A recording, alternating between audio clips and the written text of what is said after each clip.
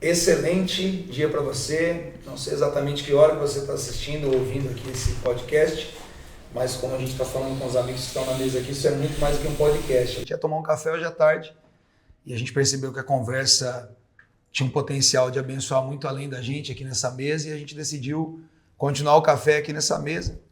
Estou com uma xícara de um evento de ontem aqui, uma mesa de pastores reais, e talvez a gente caminhe nesse sentido para poder abençoar você com aquilo que a gente tem vivido, uma experiência nossa na liderança, no pastoreamento de igreja, no partilhar mesa com outros pastores e de alguma forma você, líder e pastor que está ouvindo a gente aqui, que você realmente possa se sentir na mesa com a gente aqui. Eu tenho dois grandes amigos na mesa aqui, homens que Deus conectou, pastor Andy Fraser aqui do meu lado esquerdo, aqui do meu lado direito, pastor Samuel Coelho. O que é isso? Samuel Coelho. São dois amigos aqui de Deus demais. Gente, obrigado por vocês toparem tomar um café comigo hoje aqui no meio da semana. O Andy tá aqui 3 dias, cara. Eu tava na mesa com ele, Samuel. Depois eu deixei vocês dar uma boa tarde, mas tava com ele na mesa aqui. Falei, cara, da onde a gente tirou a ideia do pastor de igreja local ficar 3 dias aqui comigo pra quê? Pra nada. Participou do evento ontem, vai pregar na quinta e a gente tá aqui partilhando e Deus já falou bastante com a gente. Então, obrigado demais. Boa tarde aí, seja bem-vindo aí. Uma honra estar junto, né? Andando junto com os amigos, também amigos em fé. Ver o que Deus quer fazer hoje. Eu sou mais jovem nessa caminhada da igreja local, mas aprendi bastante coisa com o Samuel lá em Florida. Um cara de 70 anos é mais jovem que o Samuel em igreja local. É verdade, tem muito essa história, mas é muito bom para ter tempo na mesa, gente, mesmo, né? Deus sempre faz as coisas em relacionamento e eu vejo que Ele tem alguma coisa especial para nós hoje, com certeza. Esse, amor. Deixar ele falar primeiro, porque o homem foi atirador de elite, né? Eu não vou correr esse risco. Passar na frente. Bom, isso aqui é um prazer estar com vocês, conversar aquilo que a gente já faz diariamente e só publicar. Eu acho que a gente não tem que ter medo daquilo que a gente faz no secreto, porque quando a maioria das pessoas vem os Golias que a gente derruba, né?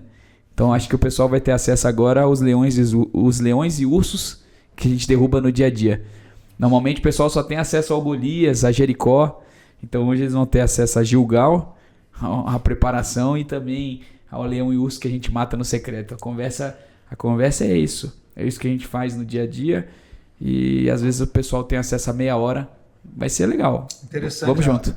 A sua, já até começando a provocação aqui, na sua metáfora é boa porque a gente só sabe do leão e urso porque Davi contou num ambiente muito exclusivo. Isso. Porque quando Davi enfrenta Golias, está diante do exército todo. Isso. Mas antes dele ir para esse lugar, só Saul ali e algumas pessoas privilegiadas estavam naquele lugar em que Davi narra, né? Ele fala, fica tranquilo porque foi assim a minha história. Então poucas pessoas de fato puderam ver a história depois.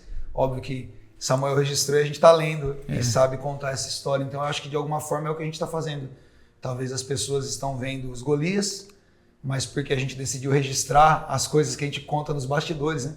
Que é o leão e urso dos bastidores, e colocar isso para fora dos bastidores me soa bastante interessante, até porque eu vou até propor já esse caminho. Acho que você deu um bom caminho para a gente começar.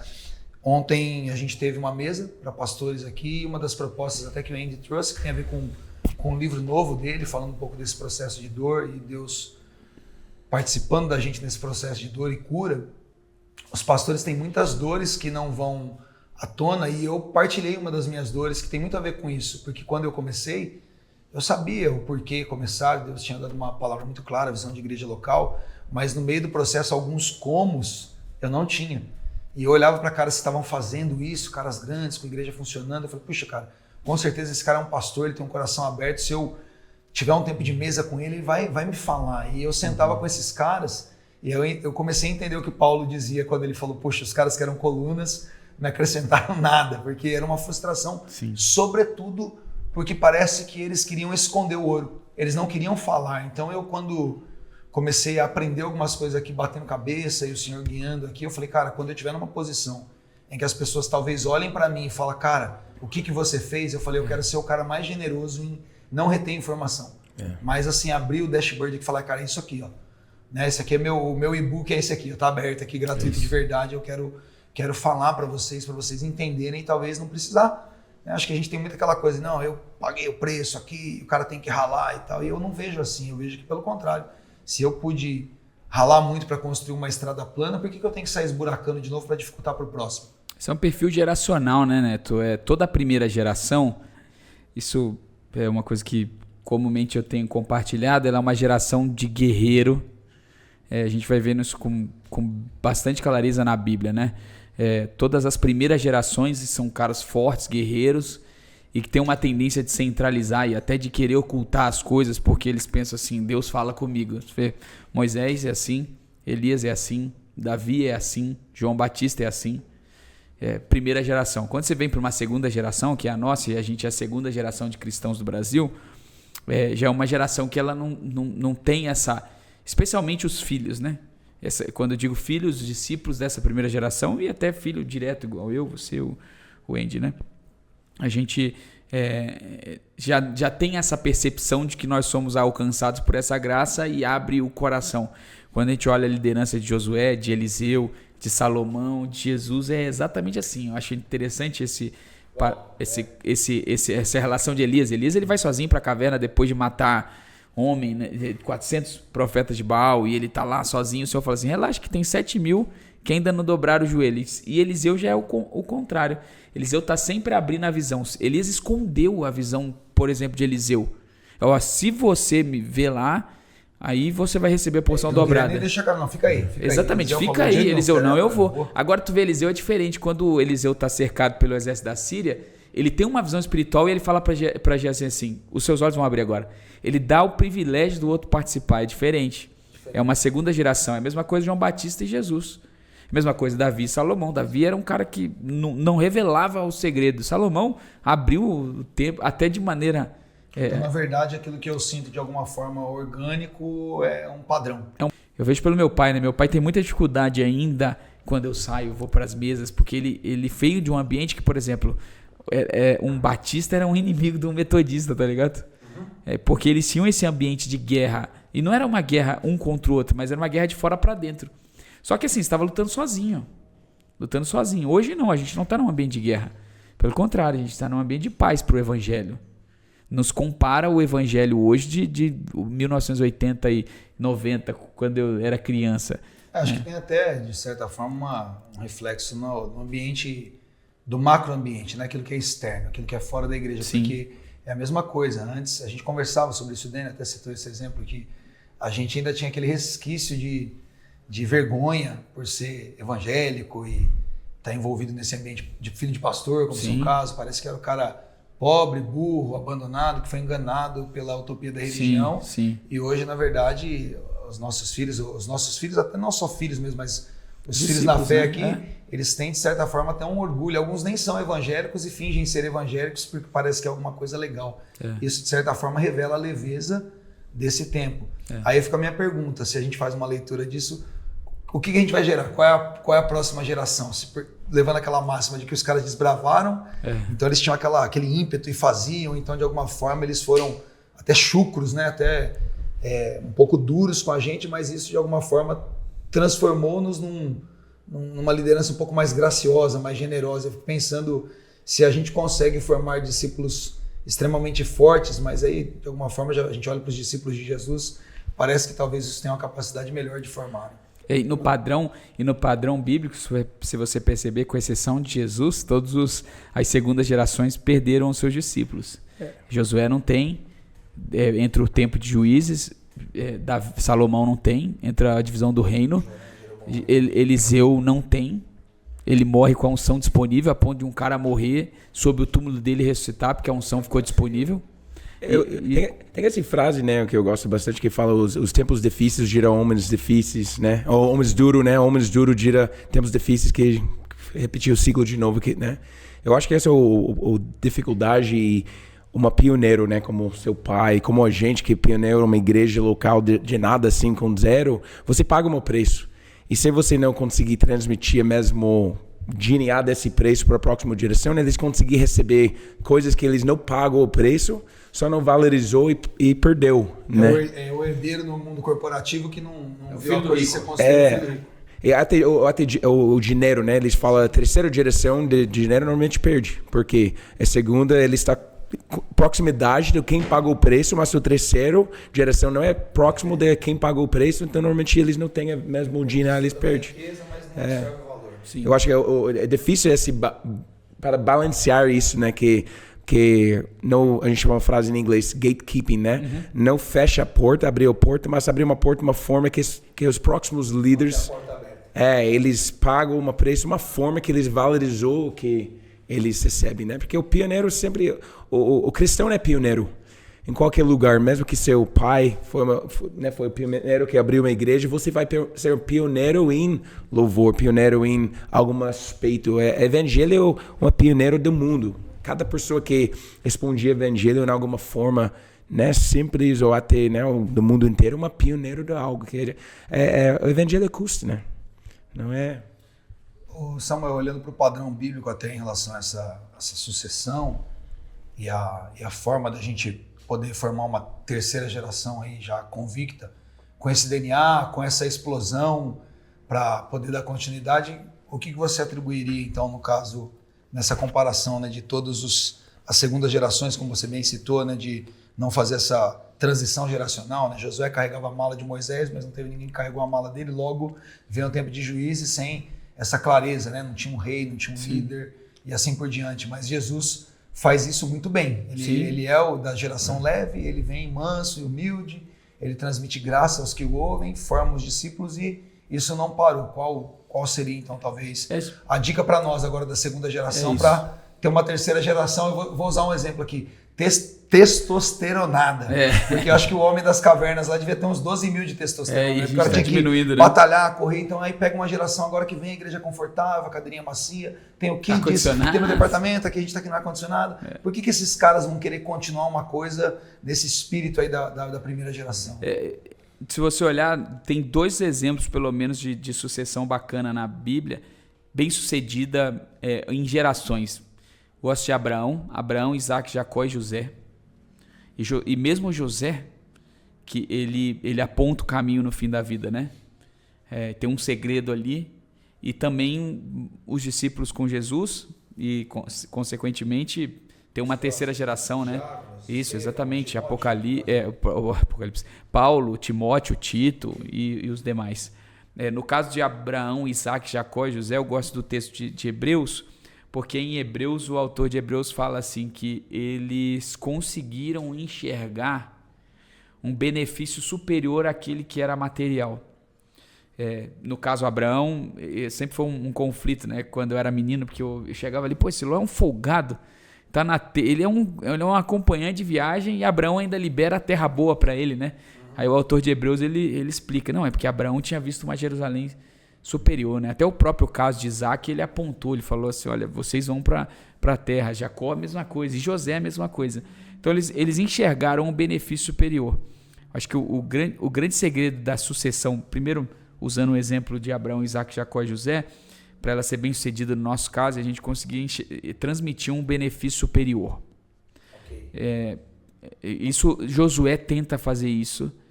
Em Josué 4, Deus dá a direção para Josué nesse sentido, quando eles vão entrar na terra. O padrão de entrada da terra de Josué é diferente de Moisés, né? Porque Moisés, ele toca, o líder centralizador, ele toca a água e ela abre, né? Mesmo contrariando aquilo que Deus, já era um indicativo, né? Contrariando uma ordem de Deus. Ele falou, diga ao povo que marche.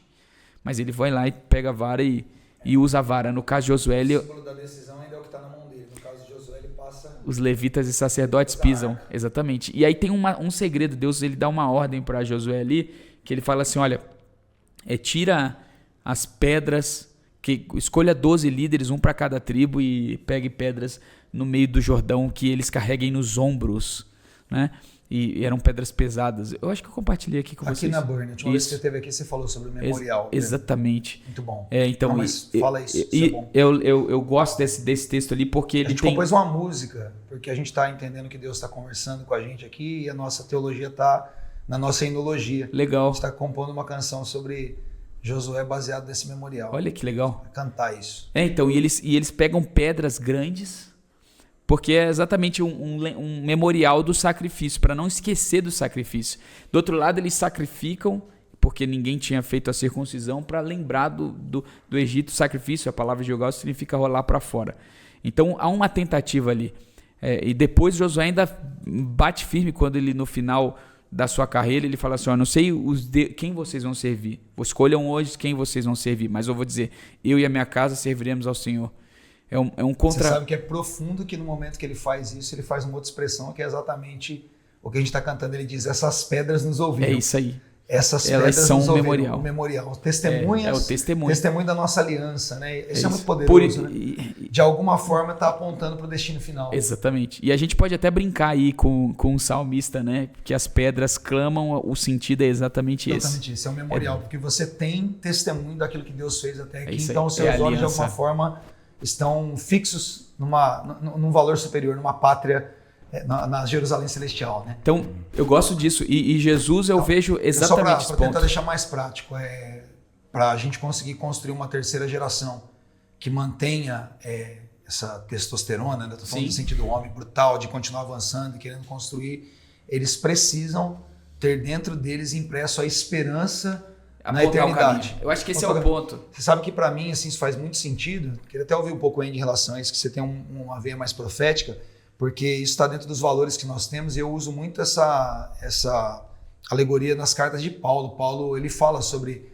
três que permanecem, sempre a esperança, tá ligado ali, né? A fé, o amor e a esperança, e a esperança que Paulo vai dizer de Tessalonicenses é uma esperança que é a perseverança que nós temos, 1 Tessalonicenses capítulo 1, verso 3, a perseverança que nós temos é proveniente da esperança.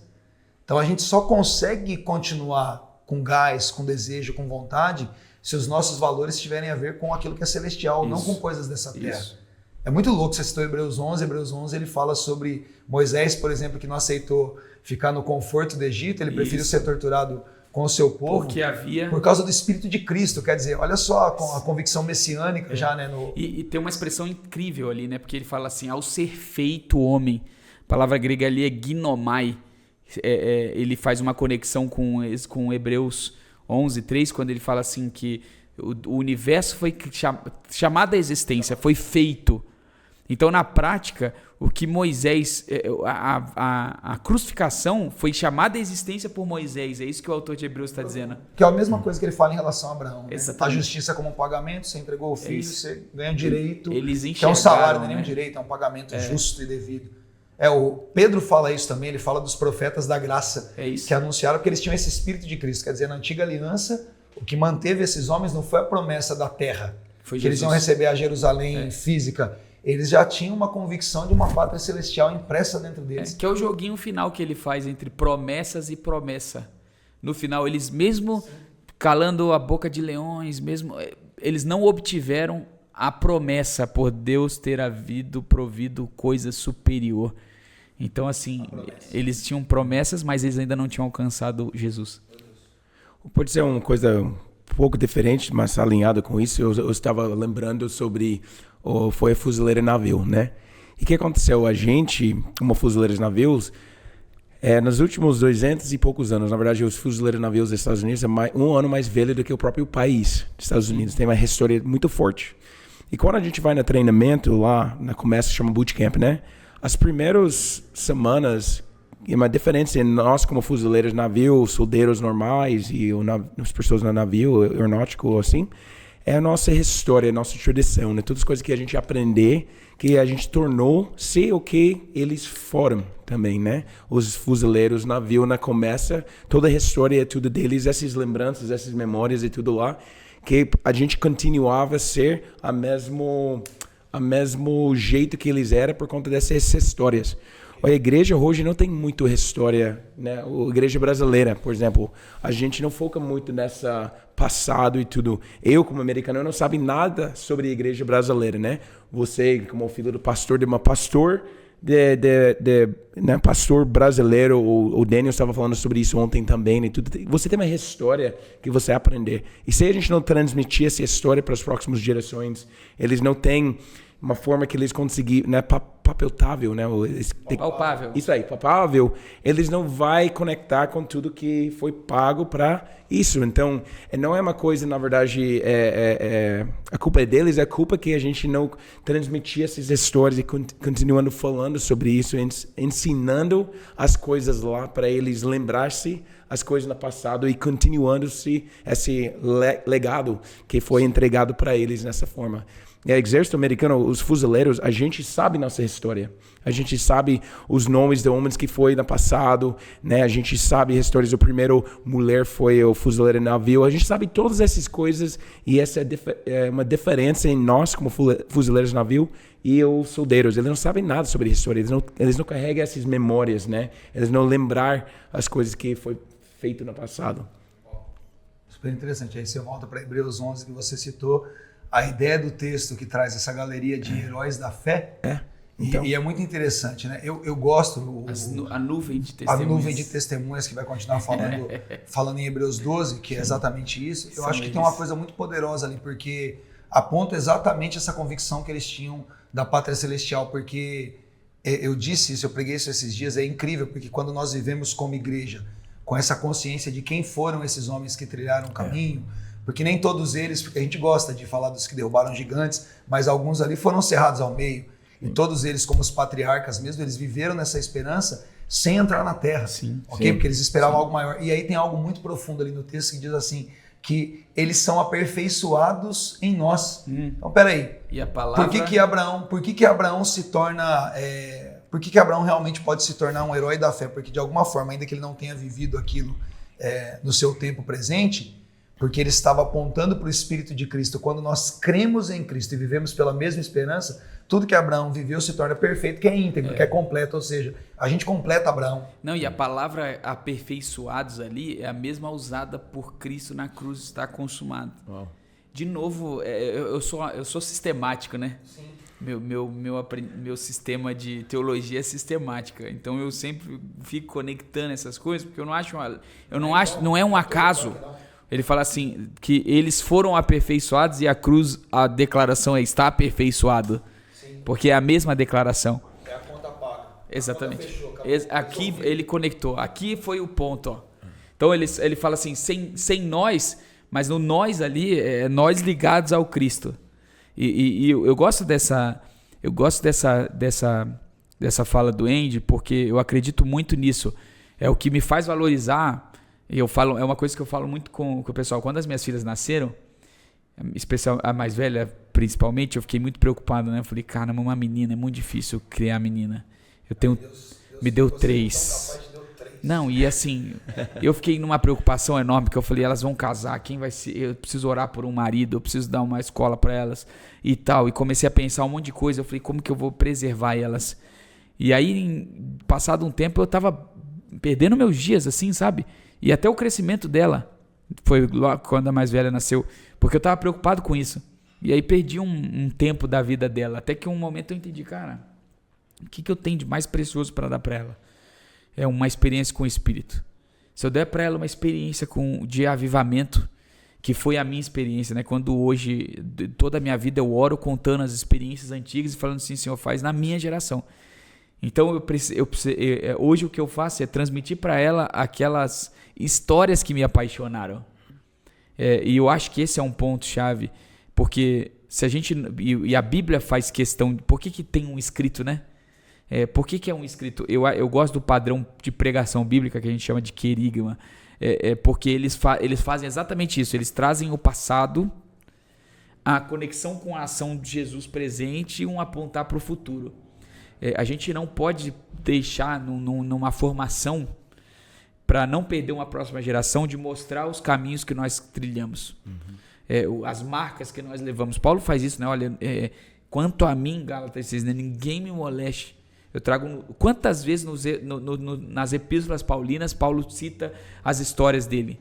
em Coríntios, ele Suas fala em defesas Gálatas, apostólicas, exatamente. Né? E todas elas não baseadas nos méritos ou títulos, mas todas elas colocando, nas dores. Colocando os méritos ali como apenas um adubo das dores, né? As dores, ó, as marcas do corpo. Eu levo marcas. Meu E sofrimento. Jesus, numa das primeiras aparições para os discípulos, ele traz as marcas, né?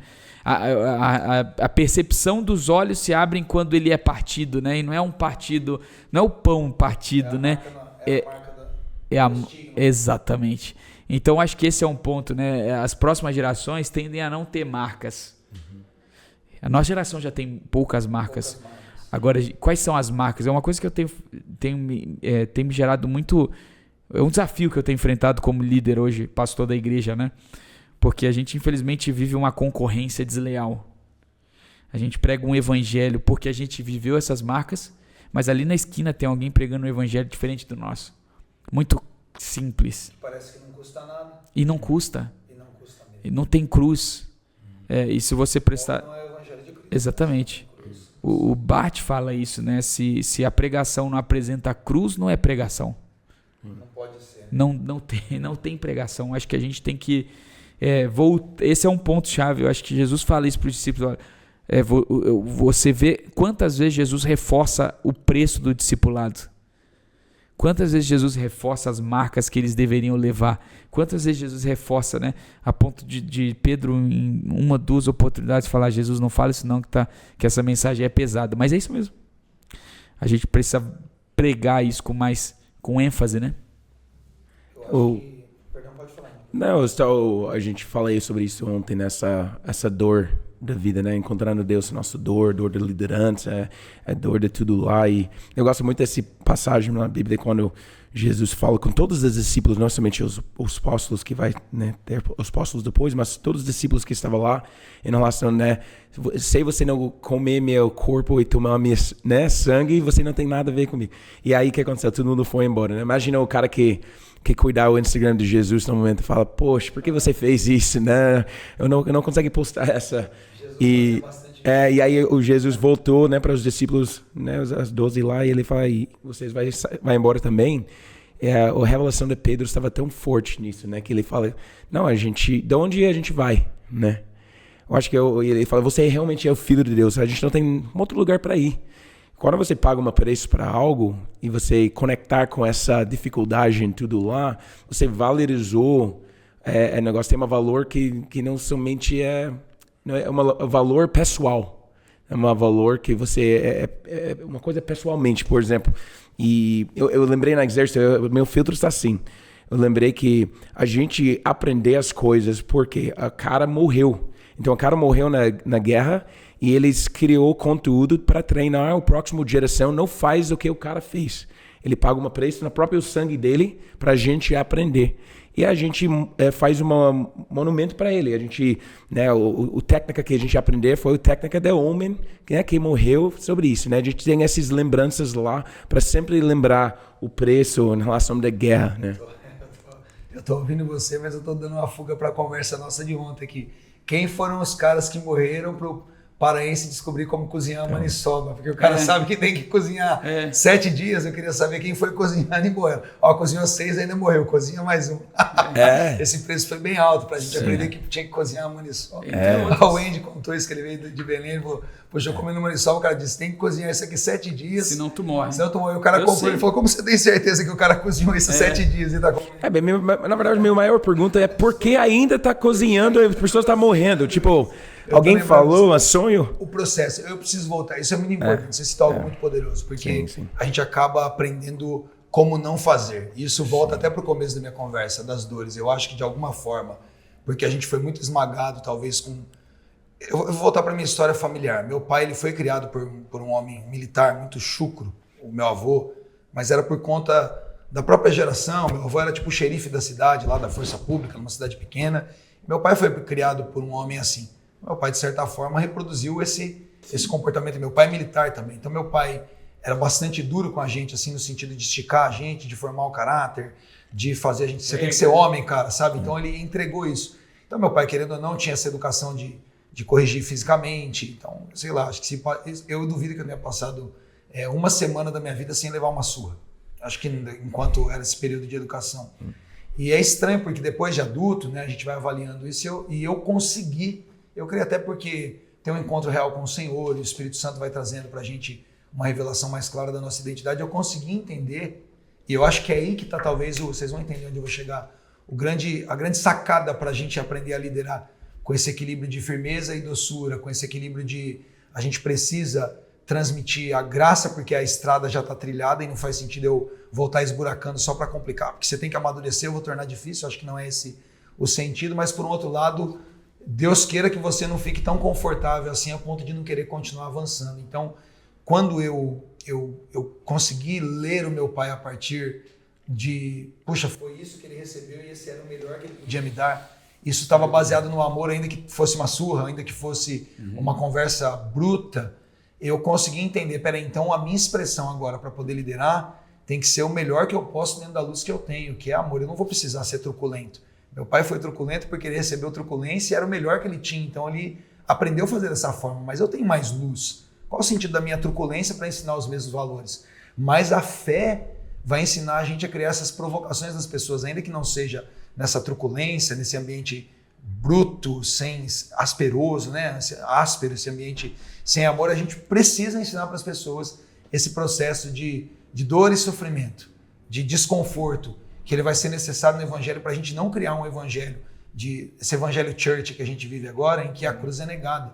Sim. Então, sabe, Samuel, eu penso que, de alguma forma, o que o Andy propôs na mesa aqui, da gente lembrar da história, ainda que não seja a minha história pessoal do Neto, é a história de fé da igreja de Jesus, é a história dos meus antepassados. Eles pagaram um preço muito caro para eu estar aqui, e talvez se eu não perceber essa história, pode ser que Deus tenha que voltar e me esmagar aqui para construir uma história que fortaleça a minha fé. E aí é aquilo que eu compartilhei com você nessa semana, que quando você deu o testemunho da compra desse último galpão de vocês na sua igreja, boa parte do que te empoderou para tomar essa decisão foi ter assistido seu pai, seu tio muitas vezes, puxa, ganhou uma oferta ali, 1 quilo de carne moída, vamos dividir aqui, e passando um perrengue desgraçado ali para poder construir e edificar uma igreja forte, e você viu isso acontecendo e você tem essas histórias gravadas em você. Então, ainda que você pudesse ter uma prebenda legal agora, andar com um carro bom, de certa forma, por ter esse testemunho de fé tão vivo e claro dentro de você, muitas vezes de maneira desnecessária, você se empurra para o desconforto da fé para não permitir que essa história que chegou tão empoderada em você, pare em você. Então, o que eu compartilhei com você? Eu falei, cara, obrigado por me contar essa história, porque de alguma forma eu vi a história dos seus tios, dos seus pais, que provocou você que não precisava a se empurrar para um ambiente de desconforto para poder manter essa fé viva e a igreja pulsante e em crescimento, em expansão, fez com que eu, talvez naquele momento que estava numa zona de conforto, você vê, puxa, minha sala aqui, lambida, não tem nada para fazer na sala, né? Eu invento coisa para fazer. Sim. Então assim, né, as finanças da igreja, minhas contas estão todas pagas, né? Dia 25 estava tudo pago já do mês, eu só preciso pagar daqui dia 5. Sim. Quer dizer, 10 dias sem ficar preocupado. Nossa, super confortável. Tem um boleto atrasado, a não ser que alguém esqueça ou erre, não é por falta de recursos. Sim, sim. Então, essa hora o cara chega e fala, como aquele louco, Jesus diz, né? Cara, eu vou aumentar o celeiro, vou guardar tudo isso aqui, aí Jesus olha e fala, cara, eu vou pedir a sua alma, porque você vai se tornar um inútil se você começar a olhar para os recursos que eu estou dando para promover a fé e começar a promover a si mesmo. Então, eu me provoquei por causa do teu testemunho. E eu acho que isso é uma pauta, porque talvez, e é o que a gente tem que pensar, qual é a imagem que a gente está transmitindo para a próxima geração. Porque assim, você falou aí, você está falando, eu estou aqui pensando, eu falei, caramba, isso aqui faz muito sentido. Porque eu vi uma imagem que me inspira. A imagem que me inspira não era eu já te mostrei a foto do meu pai no jornal? Cara, eu preciso mostrar a foto do meu pai no jornal. Essa foto do meu pai no jornal, primeira vez que chegou, que me mandaram lá de Porto Velho, eu chorei. É sério, porque eu me lembrei, cara, disso. Isso é o meu pai, pastor de uma igreja relevante, olha isso aqui. Com a minha mãe. Olha a camiseta que eles estão usando. Eu já vou te explicar, porque talvez não faça sentido. Isso é um jornal de maior circulação da cidade. Olha o meu pai e a minha mãe. Tá vendo essas camisetas aí? Isso aí, meu pai já era um pastor relevante na cidade, talvez presidente do conselho, a igreja já grande. Essas camisetas, a minha cidade é de confecção, Petrópolis, no Rio de Janeiro. Meus pais pegavam camiseta. Né, a gente até esquece que você é torcedor do Fluminense, a gente acha que você é um cara de fé, a gente lembra que você tem defeitos. Pô, torcer pro Fluminense é ter fé, cara. Cara, não tanto quanto pro Vasco, mas já precisa de fé. Isso aqui, meu pai já era um grande pastor. Porque eu estava com 10 anos, a igreja foi... Eu vim para São Paulo, já tinha 11 para 12, então a igreja estava grande nessa época. Meu pai já tinha igreja no Acre, já tinha igreja no Amazonas, em Rondônia, exatamente. Então a igreja era grande. Ele estava com uma camiseta aqui que eles compravam em Petrópolis, trazia no ônibus para vender lá para os funcionários da Caixa, que minha mãe trabalhava na Caixa, em escola, em outros lugares, porque era a maneira da gente ter recurso. Minha mãe trabalhava fora, meu pai abria a mão do... Mesmo sendo uma mega igreja, meu pai era o capelão do Valdir Halp, que era essa semana eu encontrei num evento a filha de um casada com um pastor jovem, lá no evento que eu tava. Ela me falou, quando eu falei que era meu pai, ela falou, o meu pai é fã do teu pai. Ele chegou em Rondônia nessa época, ele era de uma presbiteriana, não tinha presbiteriana renovada, foi para nossa igreja, meu pai atendeu ele, o cara era procurador-geral de Estado. E meu pai atendeu ele. Aí ela ligou, o pai ligou chorando, mandou um áudio chorando, pelo amor, faz chegar no teu pai. Aí ela falou, seu pai, a igreja é enorme, na frente da igreja tem um shopping, e essa igreja que tem um shopping, o meu pai, o cara apontou a arma, atirou para ele. Então essa é a minha referência. Então aí a pergunta, e aí vou conectar com o que você falou. Qual é a imagem que eu transmito?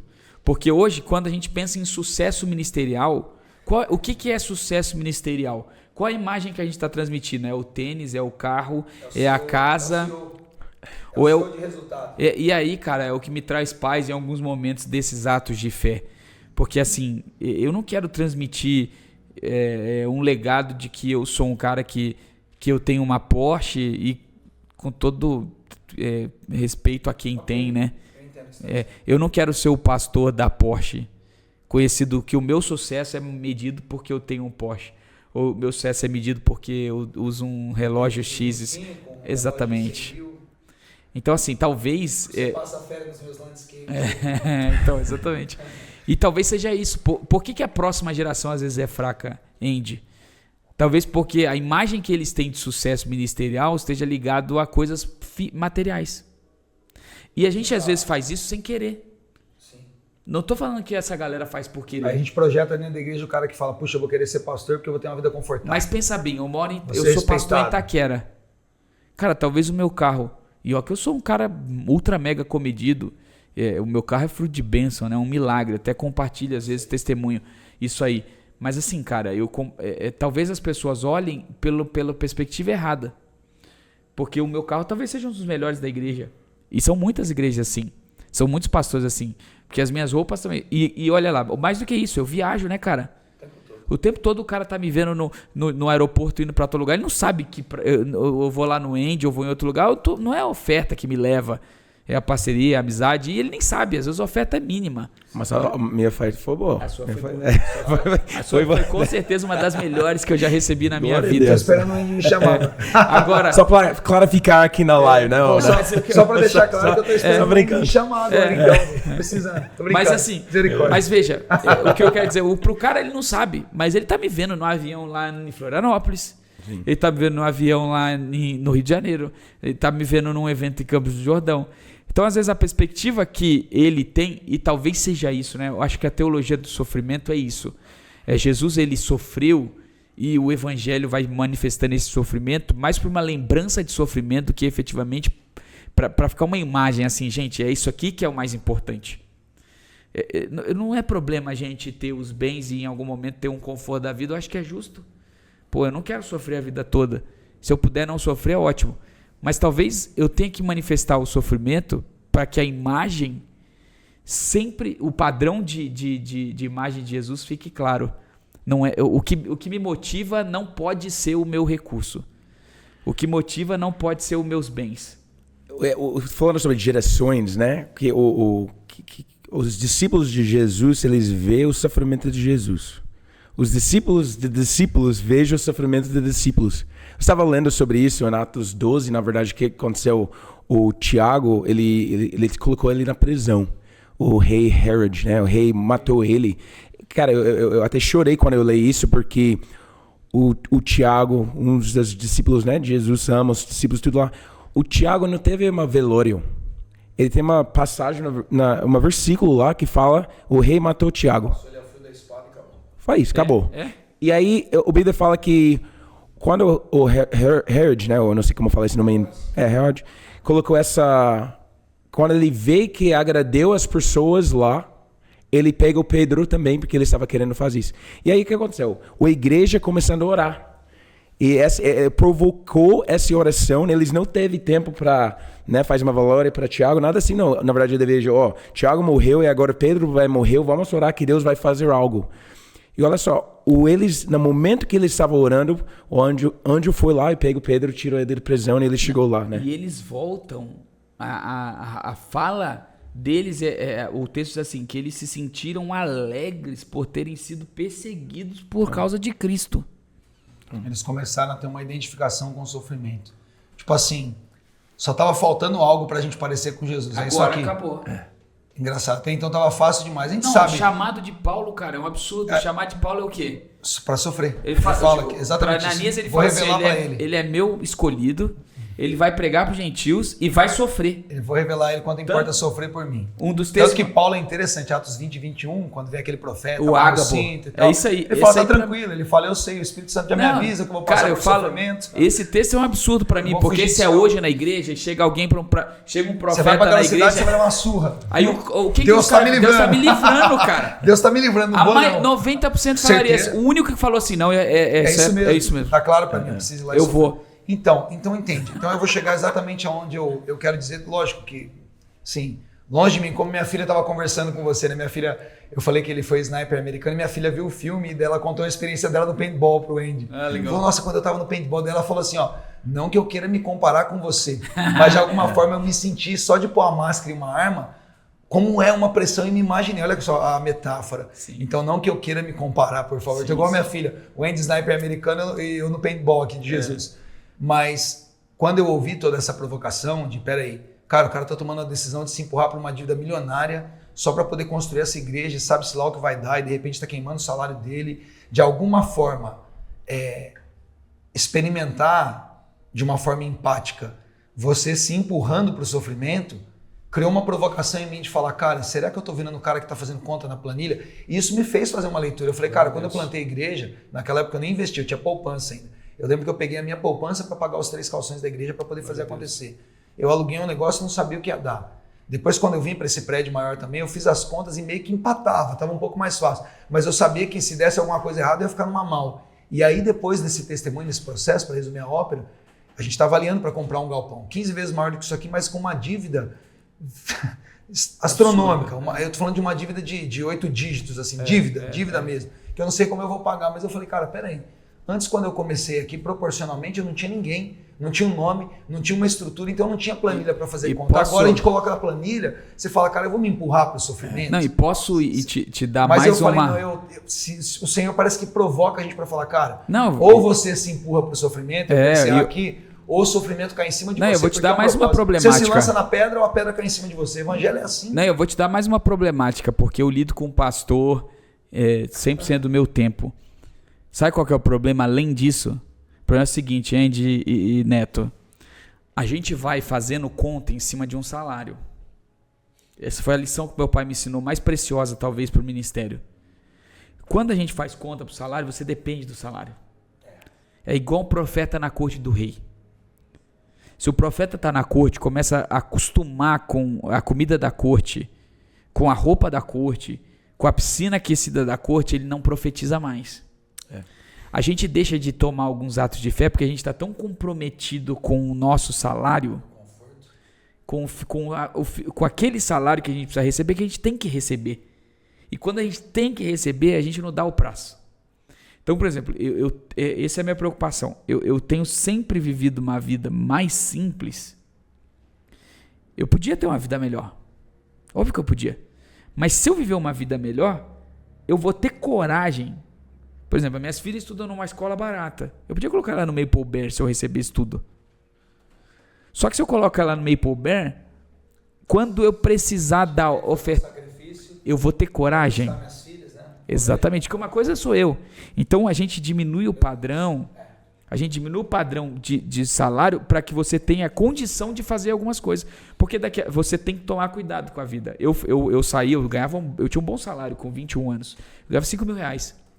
Pô, 17 anos atrás. Eu já era pastor, a igreja estava crescendo. Quando eu saí para o campo missionário para plantar a igreja, a minha visão era essa.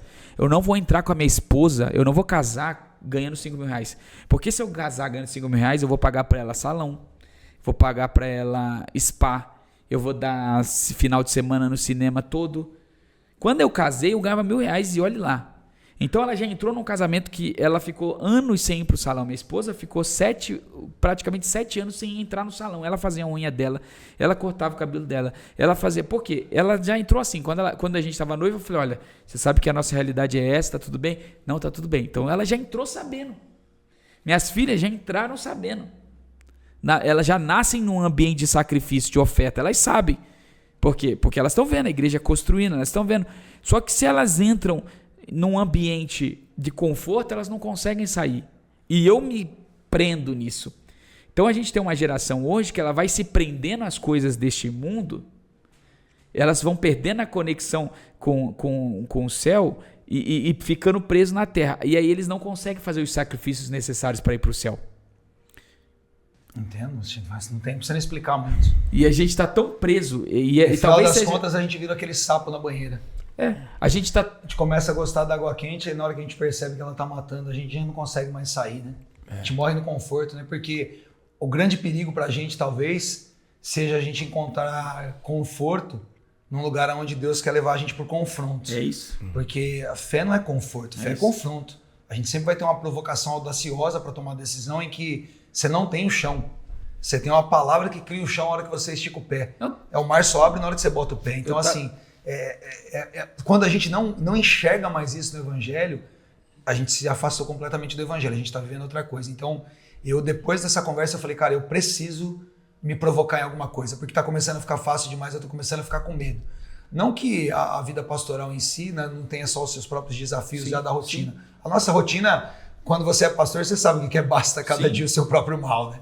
A formação de líderes, o poder de mobilização, né, as dificuldades de impressão de uma cultura, tudo isso esmaga a gente, a pessoa que você está contando e abandona o navio, como Paulo diz, né, todos me abandonaram. Então, assim, a vida pastoral ela já tem sua própria dinâmica de sofrimento natural, mas a gente parece que se a gente não está sendo empurrado de alguma forma por ter uma convicção de uma esperança maior para um sofrimento sobrenatural, eu creio que pela misericórdia de Deus ele não vai dar um jeito de nos esmagar de alguma forma.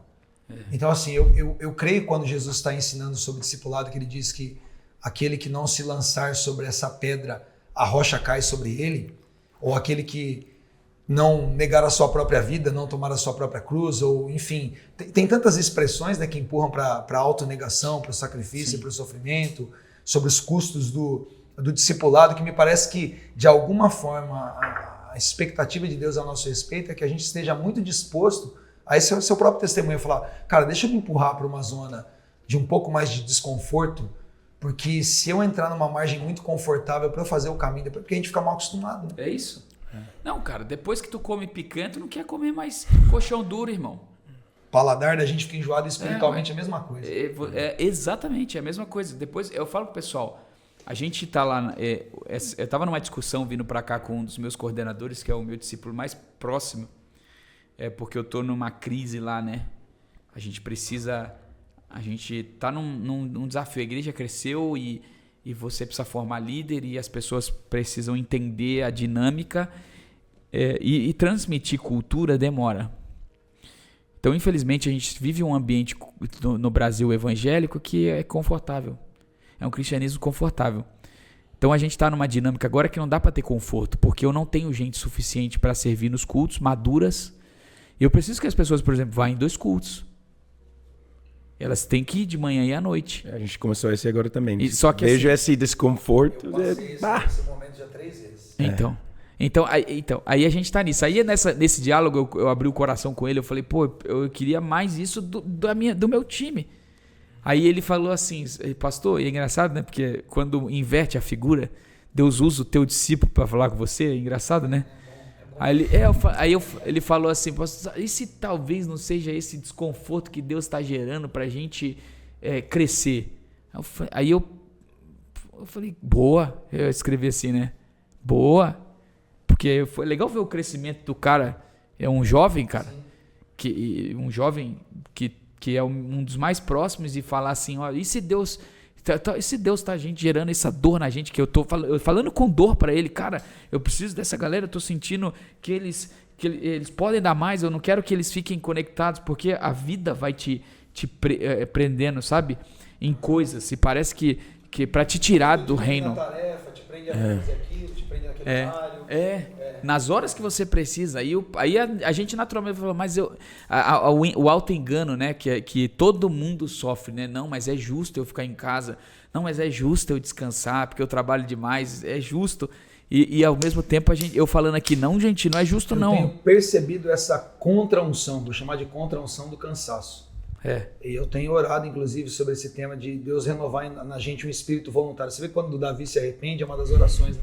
Um coração puro e um espírito voluntário. Sim. Eu acho que não faz nenhum sentido, talvez, hoje. Eu não sei, acho que talvez, como a gente vai ter que parar um pouco agora aqui, talvez fique uma proposta para a gente ter um próximo papo, né? Como que a gente pode despertar nas pessoas aquilo que o profeta Isaías diz, porque isso mexe muito comigo, né? Com alegria nós tiraremos água das fontes de salvação. Ou, como o profeta Isaías também diz no Isaías 41, né? Sobre as pessoas, elas correm, elas caminham, elas se cansam, elas se fatigam, e são jovens, né? Mas ele diz que os que esperam no Senhor renovam as suas forças. Então, será que de alguma forma a gente não perdeu mesmo na formação da nossa liderança esse caráter do Cristo sofredor, e por isso que as pessoas se cansam, porque elas não estão dispostas a entender que o sofrimento é um privilégio, como você cita Atos 12, eles se sentiram, ou o próprio Atos 4, isso acontece, porque os discípulos levaram a primeira surra e eles voltaram rejubilando. Puxa, a gente apanhou por Cristo. E aí em Atos 12, isso, e Pedro vai falar disso nas suas cartas, né? O privilégio do sofrimento, Tiago. Então, Paulo aos Filipenses, que está escrevendo na prisão, ali naquela condição toda, todos eles falam de alguma forma o privilégio de servir e o privilégio de sofrer por servir e por amar a Cristo. Então, como construir essa identidade nas pessoas para que isso deixe de ser um cansaço, porque todo mundo tem direito de descansar, todo mundo está cansado. Sim. Então ninguém quer construir mais nada nesse sentido de que o desconforto talvez seja um privilégio.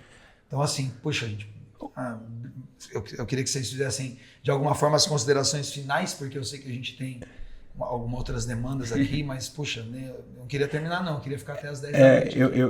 Eu só quero, né, fazer muito parte aqui com isso, que como americano, eu já vi o igreja americana, tipo, morreu um assunto por conta, uma área, né, uma maneira para não ser relevante de uma forma que era, por conta de consumerismo, né? Tipo, o que você, como igreja, pode dar para mim, como igreja, pode dar para mim. E a igreja brasileira, na verdade, profeticamente, eu já falei isso em todos os lugares que eu ia, inclusive falei ontem com vocês que eu vejo essa imagem dos americanos, né, que ginásticas, né, na Olímpicos, que eles né, como fala? A Simone lá. Isso aí, prostrado para o brasileiro, né, que ganha o número 1, né? Eu vejo essa uma forma profética, tipo, como a igreja americana está passando, é bastão para a igreja brasileira. Só que a coisa é que lá as pessoas, eles veem durante a pandemia que, eu consegui consumir em casa, de YouTube, de outras coisas, e eu não preciso nem ir para a igreja. A pandemia, ao invés de me ensinar a valorizar o ajuntamento, ela me ensinou a valorizar o conforto. E olha só o que aconteceu com a gente, como pode ser a igreja brasileira, e a gente está vivendo um momento muito bom. Na verdade, a maioria dos meus amigos, todo mundo está começando as igrejas, outros lugares, outro país. Olha só, eu vejo uma pessoa que saiu da igreja, né, entregou a igreja para outra pessoa, mudou para um outro país, que estava com problemas lá, Deus deu uma palavra e já foi para outro país que é mais tranquilo, assim, né? O cara vira uma blogueira lá agora, né? E tem isso aí, esse é uma pauta, tá? E aí... Planta a igreja enrolando. Mas Deus direcionou as pessoas. Eu não consigo falar nada, porque Deus já me deu uma palavra sobre um outro lugar, futuramente, sobre a igreja, mas o que aconteceu? O problema surfista, Deus deu uma palavra profética para Hawaii. Vamos plantar uma igreja vamos falar no futuro aí. Mas o problema é isso, né? A gente, por exemplo, ontem a gente fez uma escola, nossa escola ministerial, e fez uma transmissão de uma cara dos Estados Unidos, com minha esposa fazendo a tradução para ele. E aí a gente pensa, mas pode fica em casa e faz a aula em casa, né? A gente toma a decisão, não, vamos deixar para eles ir para a igreja presencial, porque, né, paga esse preço presencial, sofrer um pouco na trânsito e tudo lá, para reunir junto, porque senão você vai criar esse consumerismo, e é muito mais fácil hoje para fazer isso. E aí o que aconteceu? Se a gente não cuidar esse sofrimento para a próxima geração, por exemplo, se seus discípulos não vejam vocês estão sofrendo, eles não vão liderar uma forma que eles mostrar o sofrimento deles para a próxima geração. Eu acho que esse é o ponto sobre DNA. Como transmitir uma DNA, né? O fazer, enviar as outras igrejas nessa forma é sempre mostrar, o líder precisa sempre ser perto do sofrimento quem ensinou ele. E mostrar esse mesmo, nas dificuldades, dores, uma forma que a próxima geração vai ver. Bom, eu falei bastante já e minhas considerações finais é a gente como cristão tem uma palavra que ela é forte no Novo Testamento e inclusive ela aparece em Hebreus no capítulo 11, que a gente citou bastante no versículo 2, quando ele fala assim, do testemunho, pela fé eles deram testemunho, a palavra testemunho é martireu. O testemunho é o que depois vira o mártir. Não existe testemunho sem dor e sofrimento. Ninguém dá um testemunho, eu nunca vi um testemunho assim, eu estava feliz e agora eu estou mais feliz. Todo testemunho na igreja é o seguinte, ontem a gente teve o culto, nosso culto semanal, que igreja tradicional, né, aquele culto de fé, de campanha, e aí as pessoas vão dar o testemunho lá na frente, olha, o médico tinha diagnosticado com lúpus e os novos exames não deram nada, olha, eu tinha perdido a esperança porque eu estava com uma dor e agora eu não tenho nada. Pode ver, todo testemunho ele inicia com um sofrimento, ele vem de uma dor, não existe testemunho sem dor, e a gente eu gosto de encorajar aqueles que estão sofrendo, que isso é parte daquilo que Cristo passou. Cristo está no sofrimento. É ali que ele está, né?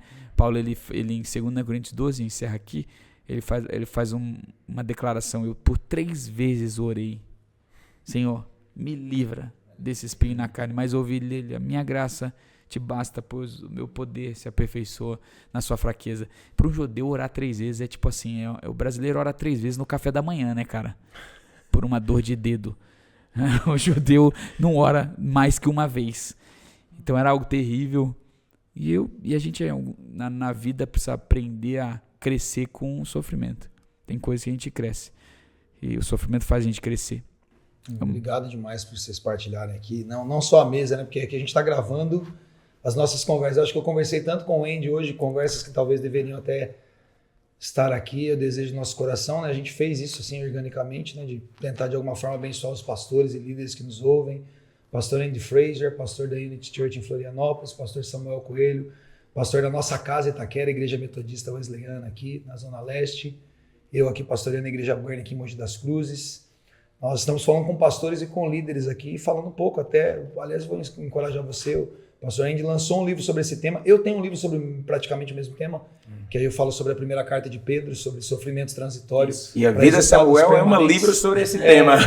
E tudo que você ouviu do Samuel, ele tem, o testemunho dele vem de uma dor aqui, daquilo que Deus está construindo. Então, eu me lembro das palavras de Pedro, quando ele tenta nos encorajar, ele fala, lembrem-se que os seus irmãos estão passando pela mesma coisa por toda parte.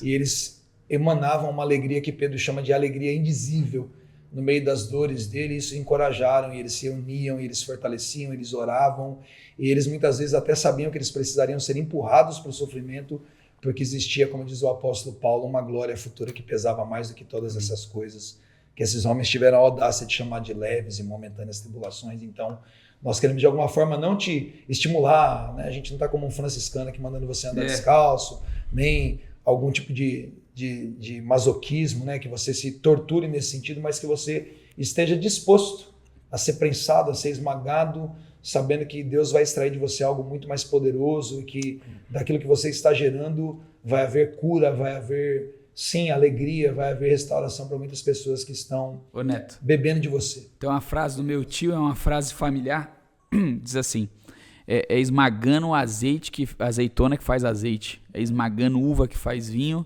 é esmagando trigo que se faz pão, é esmagando um menino que faz um homem e é esmagando um homem que faz um pastor. É isso. Então, Deus abençoe vocês, queridos. Sei lá quando vai ter alguma coisa parecida novamente, mas a nossa oração aqui, olhe pela gente, quem sabe, né? Talvez a gente consiga continuar aqui, dar uma sequência para falar com vocês aí, pastores e líderes, tá? Deus abençoe vocês. Valeu!